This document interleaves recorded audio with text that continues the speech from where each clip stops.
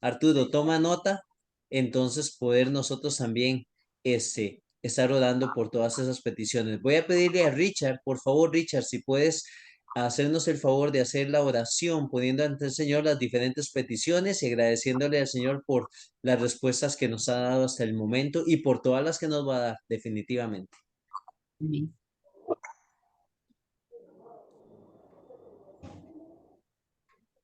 Bueno, ahí donde estamos cada uno, vamos a darle la gracia, la gloria y la alabanza a nuestro Padre Celestial en esta hermosa noche.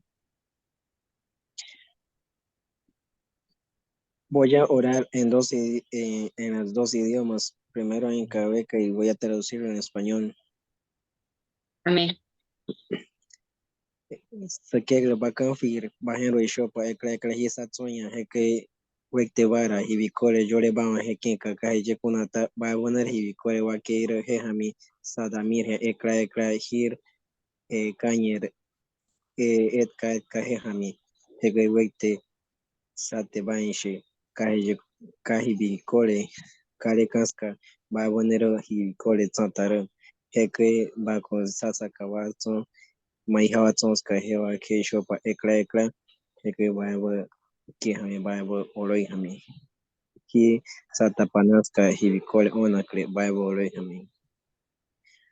Padre, en nombre de Jesús, en esta hermosa tarde te damos las gracias, Señor, por cada uno de los que estamos en este lugar reunidos, Señor Dios, independientemente del lugar donde estamos, Señor Dios, y te damos la gracia y la alabanza, Padre, Señor, y te presentamos cada petición, Señor, de oración que hemos puesto, Señor, y hemos dicho, Señor, delante de tu trono, Padre, para que cada uno de ellas sean, Señor, conocidas delante de ti, Señor Dios. Te pedimos, Señor Dios de la gloria, así, de esa manera, para que tu poder se manifieste, Señor Dios de la gloria, y tu mano sanadora, Señor, en cada vida, Señor Dios, para que, Señor, ellos sean sanados, Señor Dios de la gloria, porque, Señor, para ti no hay nada imposible. Por eso te damos las gracias, Señor, en esta noche, honrando al Padre, al Hijo y al Espíritu Santo. Amén. Amén, amén. Muchas gracias, hermano. Vamos a ver, se nos conectó Evelyn. Dios te bendiga, Evelyn Ledesma. Buenas noches, bendiciones. Aquí esperando el tren, entonces aprovechar un ratito el tiempo. Amén, amén. Gloria a Dios. Qué bueno que se pudo conectar con nosotros. Ok, hermano Eric, el tiempo es tuyo. Encendete el micrófono, hermano, que no nos escuchamos. Muy bien, muchas gracias, nada más. Oh, se cayó el teléfono que está transmitiendo por este otro lado. Lo tenemos. Bueno, saludamos a Memo López también en Alajuela y a Jules Davis en Cuba. Bien, mis hermanos, estamos viendo el siervo de Dios, las características de su ministerio. La semana pasada vimos que no grita. ¿Cómo nos cuesta, verdad, a algunos eso? Perdón la interrupción, hermano Eric. No sé si Sí. puedes acercarte más porque te escuchas un poquillo largo.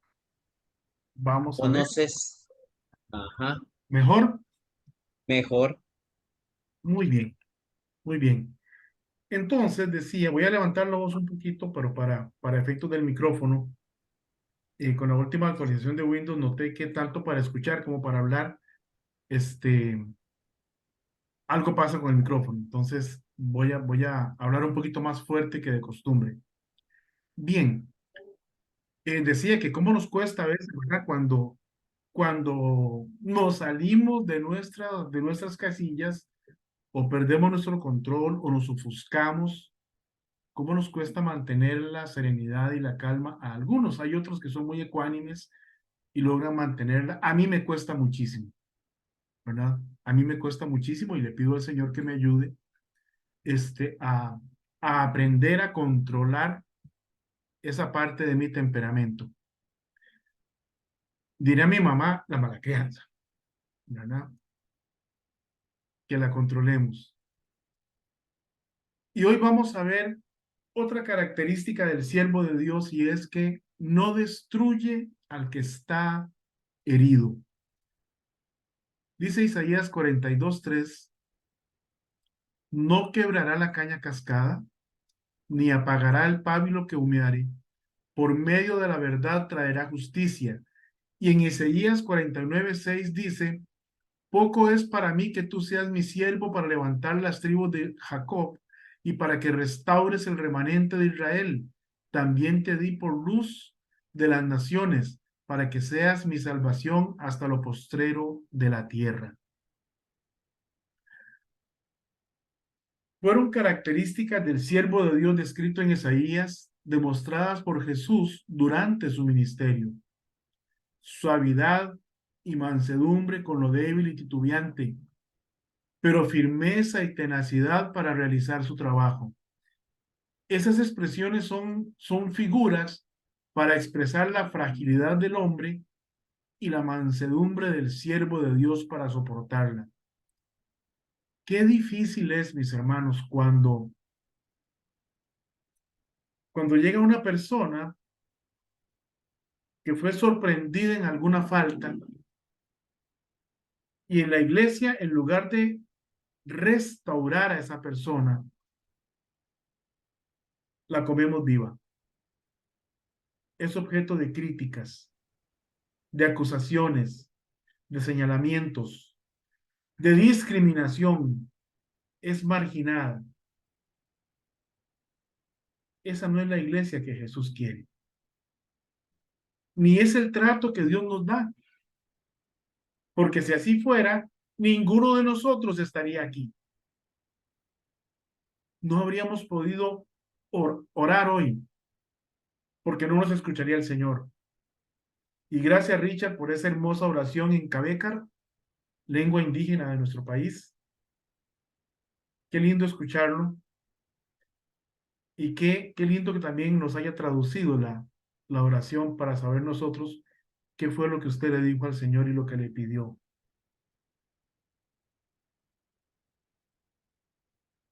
La forma de trabajar de Cristo más bien era persuasiva y suave. Cuando dice que no rompía la caña cascada, se refiere a que no destruía al que está herido. A nosotros nos llegan personas lastimadas emocional y espiritualmente. Nuestro deber es tratarlas considerando su dolor, sus sentimientos, sus anhelos. ¿Cuántas veces llega alguien a pedir consejería, a pedir consuelo y le dicen, ay, no friegue, eso que le está pasando a usted no es nada, hay gente que está peor? Qué terrible, porque sabe, puede que para usted no sea mucho lo que esa persona está pasando, o para mí. Puede que conozcamos gente que está pasando situaciones más difíciles que las de esa persona que vino a nosotros, pero el dolor de esa persona es real y es el dolor de ella. No tenemos derecho a compararlo con el dolor de nadie más porque nadie más lo está sintiendo. Es esa persona la que lo está sufriendo. Tenemos que respetar ese dolor, sus sentimientos y los anhelos de esa persona. Pero además debemos ser firmes en cuanto a lo que Dios manda y espera de cada uno de nosotros. ¿Qué quiero decir con esto? Bueno, hay personas que llegan a nosotros con sufrimiento por las consecuencias de sus malas decisiones o de su pecado. Aún así, tenemos que respetar su dolor, sus sentimientos, sus anhelos. No estamos ahí para juzgarles, estamos ahí para restaurarles. También dice el pasaje, ni apagará el pábilo que humeare. Jesús nunca desanimó a aquellos que se acercaron a él, aun cuando su fe fuera muy pequeña. Él no terminó con esa poca fe, ni actuó de forma agresiva con ellos, sino que los animó a creer y a aprender a confiar más en Dios. En el comentario bíblico de Matthew Henry, nos dice sobre Isaías 42:3. Él es tierno con los oprimidos de dudas y temores. como una caña cascada. Los que son como una mecha humeante, como la mecha de una lámpara recién encendida, que está lista para salir de nuevo. Él no va a despreciar ni ponerle la tarea más, ni ponerle la tarea más difícil o más trabajo o más sufrimiento del que pueden soportar. A veces sometemos a las personas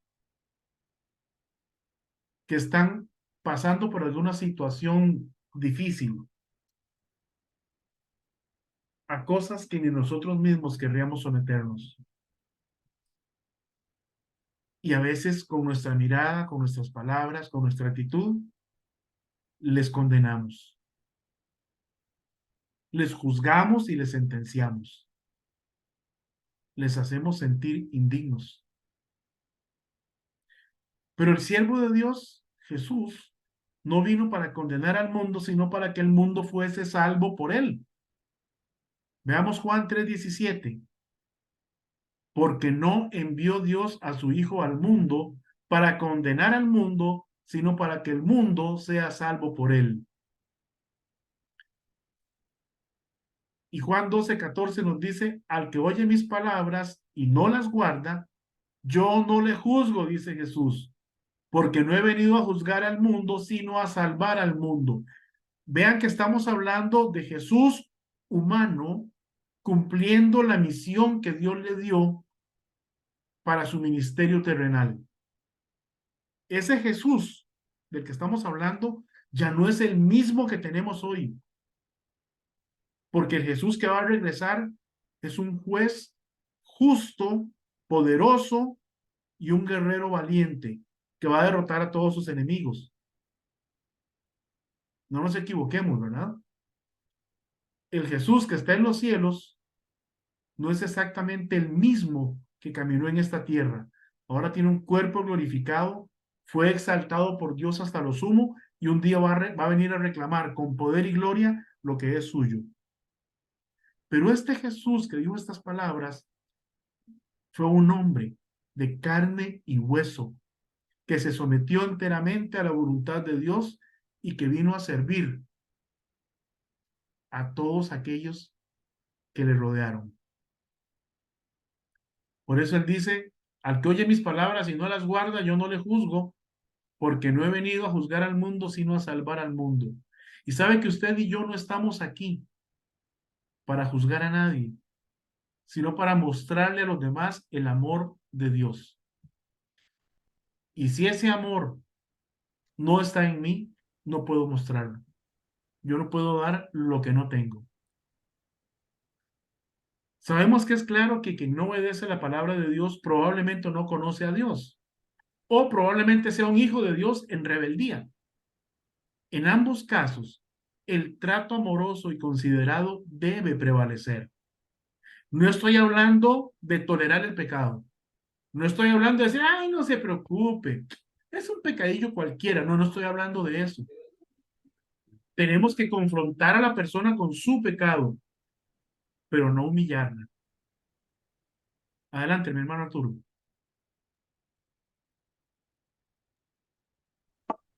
Eric, hermanos, disculpen que interrumpa, pero ahí tenemos que tener cuidado. Quizá no entendí muy bien, hermano, porque, bueno, yo me he visto en situaciones donde, pues, tengo que llamarle la atención a algún hermano que obviamente ande muy mal o ande mal, que incluso ellos vienen hacia uno a pedir consejería. Cuando les decimos algo que ellos no quieren, luego se empiezan a defender, entre comillas, según ellos, con no eres nadie para juzgarme, vine a que me digas. Ahora, obviamente, como mencionas, no estamos para destruir al afligido, como tampoco lo hizo el siervo del Señor, que es nuestro Señor Jesús, y tampoco pues a desbaratar ese pábilo, ¿verdad? Estamos para, como le dijiste, para restaurar. Pero, ¿qué hacer entonces cuando ellos empiezan a tratar de defenderse con esas palabras de no me juzgues? Muchas veces nos dejan con la boca callada ya por educación, nos callamos ya, mejor ya los dejo yo a veces que hablen, que sigan hablando, porque ya cerraron sus oídos, su corazón y ya no van a estar escuchando, van a estar oyendo nada más. ¿Qué hacer ahí en ese caso? ¿Cómo podemos aplicar esta porción, este versículo de versículo 3 de Isaías 42 en esa situación? Gracias. Gracias, hermano. Buenísima pregunta. Recordemos que una cosa es que no estemos juzgando a una persona por su pecado o por sus malas decisiones. Hay gente en problemas financieros porque tomó malas decisiones, usó una tarjeta de crédito de manera irresponsable, pidió préstamos y no previó que podía quedarse sin trabajo o que sus ingresos podían disminuir. Y obviamente se va a ver en problemas. Bueno, yo creo que la persona hay que confrontarla con la situación que lo llevó o con las decisiones que lo llevaron a esa situación. Y de manera asertiva preguntarle qué está haciendo para salir de esa situación, qué está haciendo para dejar aquel pecado, qué está haciendo para corregir su camino, sin que seamos nosotros los que le digamos, usted tiene que hacer esto o aquello, sino que la persona misma debe darse cuenta de que ella está, de que ella cometió un error. Y si la persona no reconoce que comete un error, es muy poco lo que podemos hacer por ella. Vamos a continuar y tal vez la palabra de Dios aquí nos termine de responder.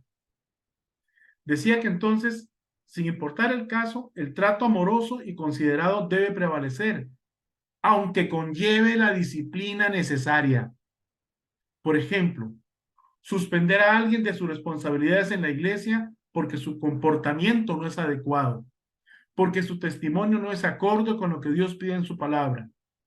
Aún así, el siervo de Dios no trataría a esa persona con desprecio o con violencia de ningún tipo, sino que le haría saber lo que Dios indica en su palabra y orará por él para que el Espíritu Santo le persuada. Y ya depende también de lo que la persona tenga en su corazón, si es sensible o no a la voz de Dios y si quiere escuchar la voz de Dios. Hay personas que solo buscan una justificación, no buscan arrepentirse. Y en eso también tenemos que ser sabios como consejeros, como siervos, para reconocer cuando la persona está en negación, cuando la persona lo que busca es una justificación o cuando busca echarle a otros la culpa de sus malas decisiones. Vamos a ver Gálatas 6, 1 al 5. Dice, hermanos, si alguno fuere sorprendido en alguna falta, vosotros que sois espirituales, restauradle con espíritu de mansedumbre, considerándote a ti mismo, no sea que tú también seas tentado. Es decir, lo que le pase a cualquier hermano, por terrible que sea, me puede pasar a mí. Le puede pasar a usted. Si nos descuidamos, nos puede pasar a nosotros. Sobrellevad las cargas los unos de los otros y cumplid así la ley de Cristo. ¿Se acuerdan que una vez en los estudios vimos aquí la ley de Cristo? Porque el que, no lo voy a abordar ahorita porque no nos da tiempo. Porque el que se cree ser algo no siendo nada, a sí mismo se engaña. Así que cada uno someta a prueba su propia obra y entonces tendrá motivo de gloriarse solo respecto de sí mismo y no en otro, porque cada uno llevará su propia carga. En resumen, al débil y descarriado, el siervo de Dios lo animará y lo ayudará a levantarse de nuevo y a regresar al camino que Dios ha establecido. No le podemos decir a una persona que está haciendo mal,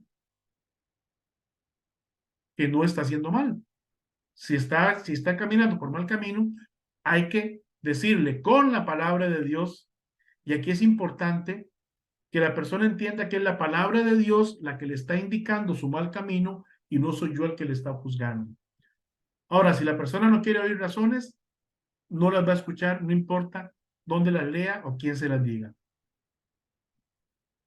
El Señor Jesús durante su ministerio cumplió con la misión de restaurar, de corregir, de animar y de alentar al que estaba triste y decaído, y de fortalecer al que se había debilitado.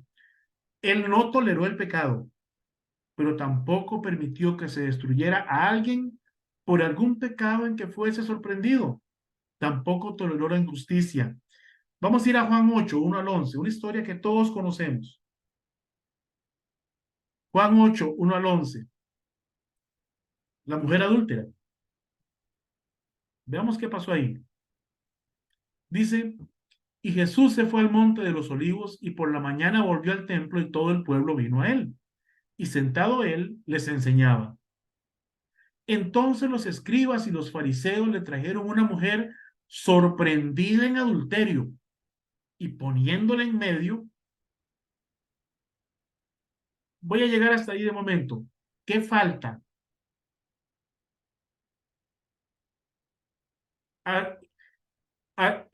Ubiquémonos en la escena. ¿Qué falta? El otro adúltero. El otro adúltero, porque no puede adulterar sola. Muy bien. Le dijeron, maestro, esta mujer ha sido sorprendida en el acto mismo del adulterio. Y en la ley, vamos a usar la Biblia, ¿verdad?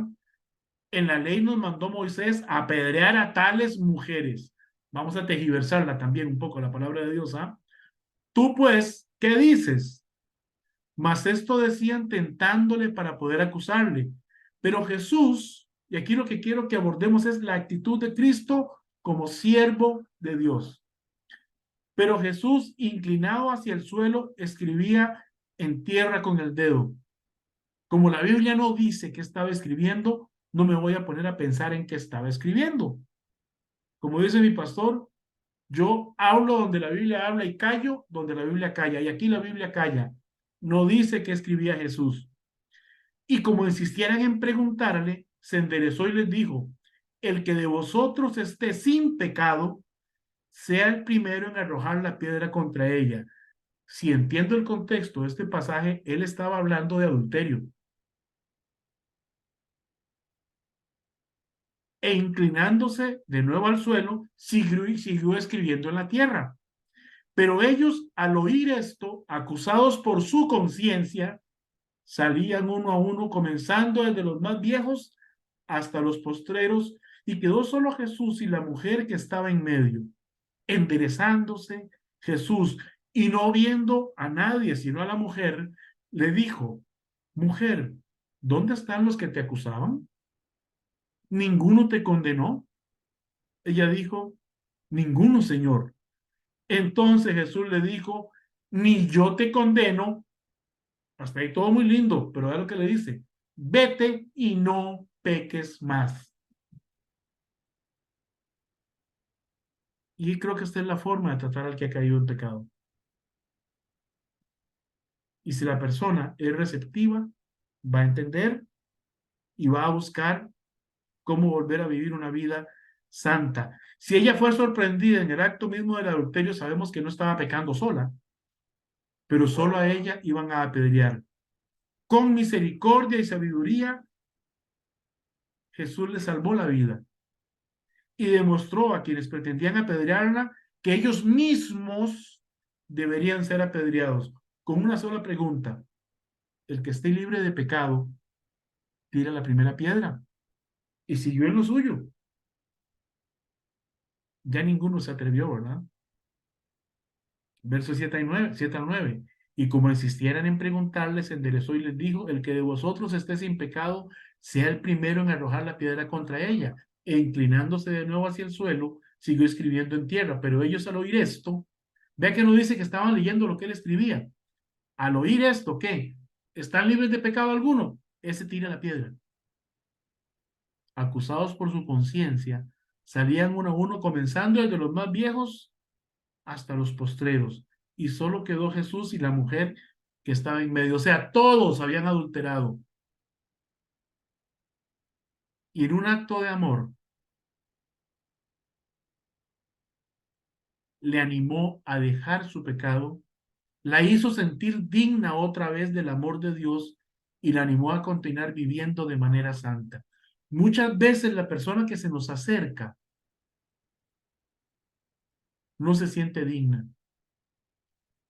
Y no es que lo seamos, sabemos que no lo somos, pero la persona en esa situación todavía se siente peor. Y la forma en que le hablamos tiene que ser muy sabia para no terminar, como decimos aquí en Costa Rica, de hacer leña del árbol caído. Enderezándose Jesús, versos 10 y 11, y no viendo a nadie, sino a la mujer, le dijo: mujer, ¿dónde están los que te acusaban?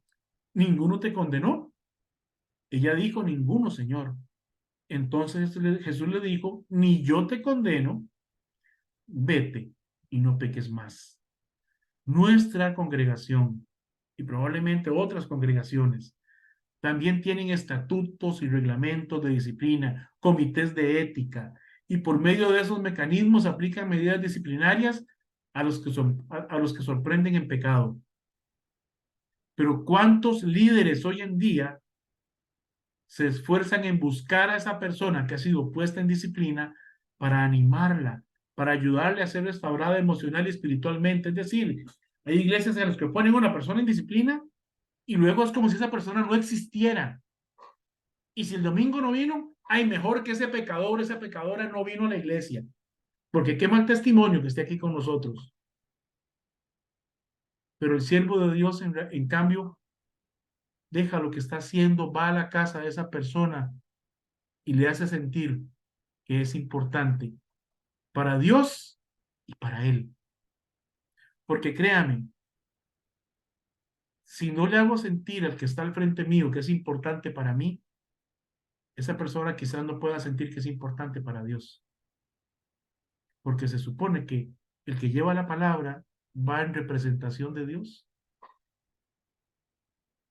Bueno, ya yo le di consejería, ahora que vea cómo se la juega, que lea la Biblia. Esa no es la actitud del siervo de Dios. Él va y busca a la oveja que está perdida, la carga en sus brazos, lava sus heridas y la trae al redil de nuevo. Muchas veces la disciplina incluye separación de ministerios, impedimento para participar en la cena del Señor por un tiempo determinado. Ahora yo me pregunto, pregúntense ustedes, esa persona manifestó arrepentirse, esa persona pidió perdón al Señor. Ah, bueno, hermano, usted ya se arrepintió, pero mire, aquí lo vamos a tener que disciplinar. Por 6 meses usted no va a poder tomar la cena del Señor ni participar de ningún ministerio. ¿Hasta ahí estamos de acuerdo? Pero sí seguimos pidiéndole que deposite sus diezmos y sus ofrendas. Si no es digno para compartir la cena del Señor, después de que se arrepintió, reconoció su falta y vino a pedir perdón, entonces que tampoco sea digno de pagar, porque ambas son muestras de adoración a Dios y obediencia. ¿Ve cómo somos ambiguos cuando tratamos al pecador? Démosle su dignidad a la persona.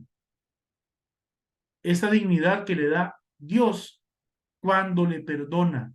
Dios no perdona a 6 meses plazo. Dios perdona en el momento que el pecador se arrepiente. Y no me toca a mí juzgar si oró de corazón o no, porque yo no soy Dios para ver ese corazón. Los resultados de ese arrepentimiento se van a ver, porque el arrepentimiento produce frutos.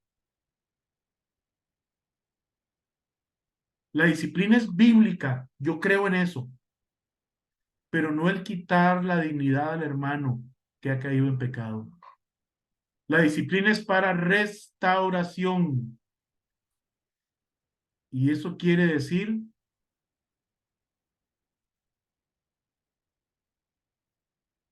volverlo al estado original.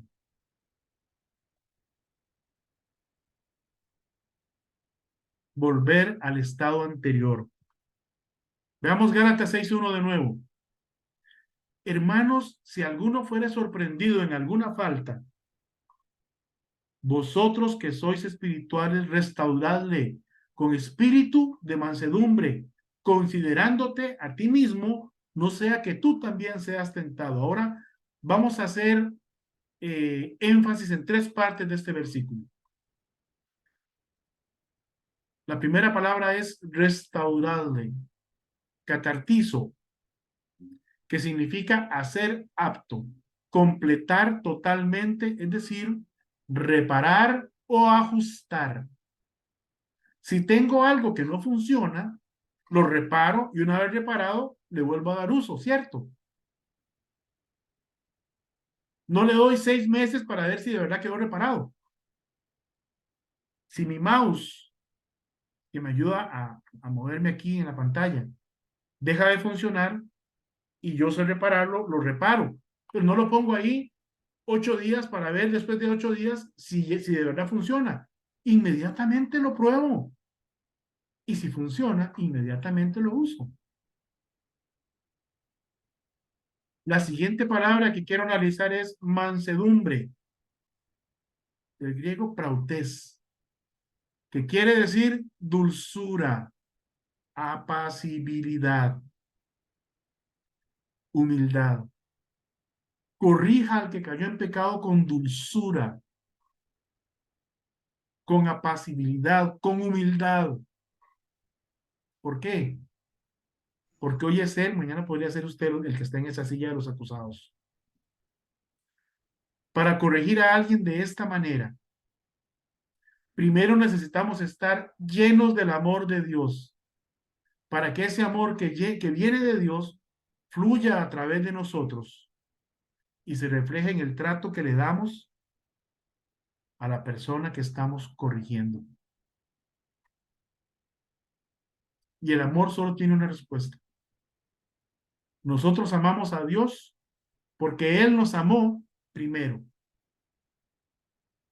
Si cuando estamos confrontando a alguien con su pecado, con su falta, le estamos demostrando amor y esa persona puede sentir ese amor y no juicio y no condena y no desprecio, esa persona va a reaccionar ante el amor con que se le trata.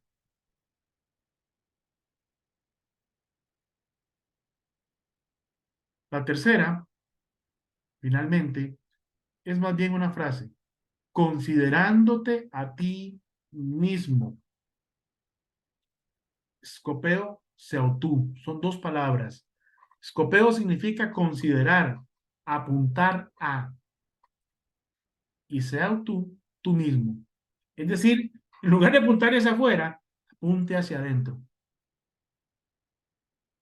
Y ahora sí, trate a ese indigno pecador, a ese hermano que manchó el testimonio de la iglesia y de Cristo y de él mismo, como si fuera usted, como si estuviera usted frente a un espejo corrigiéndose usted mismo. ¿Cómo se trataría?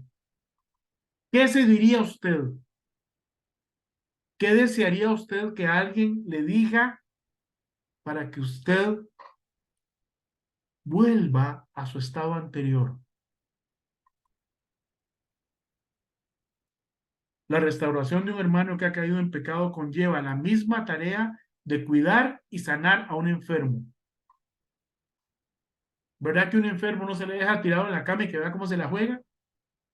Cada cierto tiempo se le toma la temperatura, los signos vitales, cada cierto tiempo se le da su medicamento, dependiendo de lo que tenga, se le da cierta terapia con cierta regularidad. Un hermano que ha caído es alguien que sufrió un accidente espiritual. Se rompió las caderas espirituales, está ahí, no puede caminar. Necesita terapia espiritual, dada con amor, con dedicación.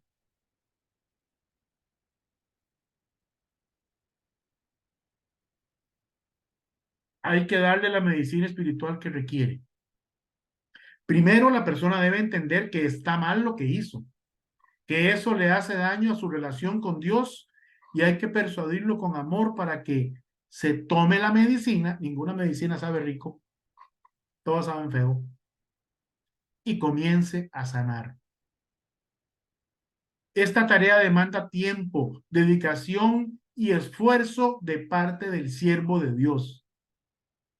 Y por eso es necesario que ese siervo de Dios manifieste en su vida el fruto del Espíritu Santo. ¿Se acuerdan que lo analizamos en la lección anterior? Amor, gozo, paz, paciencia, benignidad, que es amabilidad, bondad, fe, mansedumbre, es humildad, dulzura, templanza, dominio propio.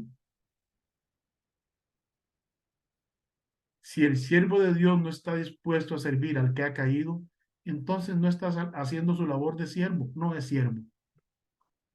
Si el siervo de Dios no deja su silla para ir a buscar al que necesita, no es siervo. Podrá ser un gran predicador, podrá ser un gran maestro de la Biblia, pero no es un siervo. Porque el siervo sirve. Si yo no sirvo, no soy siervo.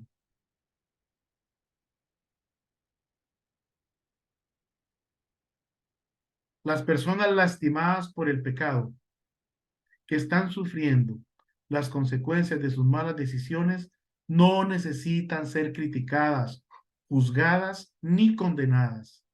Necesitan ser amadas y restauradas. Su caña no debe ser quebrada y el fuego que quede en ellos no debe ser apagado. ¿Cuánta gente ha llegado a la iglesia buscando consuelo y han salido de ahí tan lastimados que no quieren saber nada, ni de iglesia ni de pastores?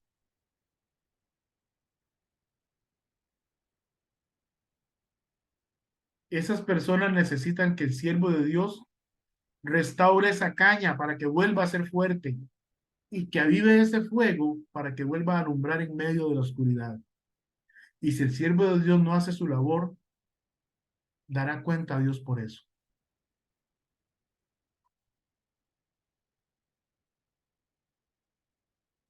No es tan fácil. No es tan fácil ponerse en el lugar del otro. Y no estoy hablando de ponerse en los zapatos del otro. Póngase en el pellejo del otro. Para que sienta lo que él está sintiendo. Para que pueda ser empático. Para que podamos ver a la otra persona con los ojos que la veía Jesús. ¿Sabe cómo veía Jesús a las multitudes? Con compasión, con amor. Así miraba Jesús a los demás. Con compasión, con amor. Porque él sabía que tenían necesidades. Y nos dejó a nosotros, sus hijos, esa tarea. Darle a los otros ese amor y esa compasión que él nos dio a nosotros. Que Dios les bendiga, mis hermanos. Vamos a terminar con el tema hoy aquí. Quiero saludar también a Yara, que está por Facebook Live. A Manuel Antonio Rodríguez Quesada, que nos acompaña también por allá. Que Dios me lo bendiga. Y a Yul Davis y a Memo López, que también nos acompañaron. Bueno, mis hermanos, hoy sí me acordé de grabar, gracias a Dios. Entonces, pronto el estudio va a estar en la red de la iglesia también. Creo que ya Willy va a estar subiendo algunos que le pasé de estudios atrasados. Esto voy a tratar de pasarlo mañana mismo para que lo tengamos. Que el Señor me lo bendiga. Nos vemos Dios mediante el próximo miércoles a la misma hora. Voy a terminar la transmisión por Facebook Live. Que Dios me lo bendiga a todos.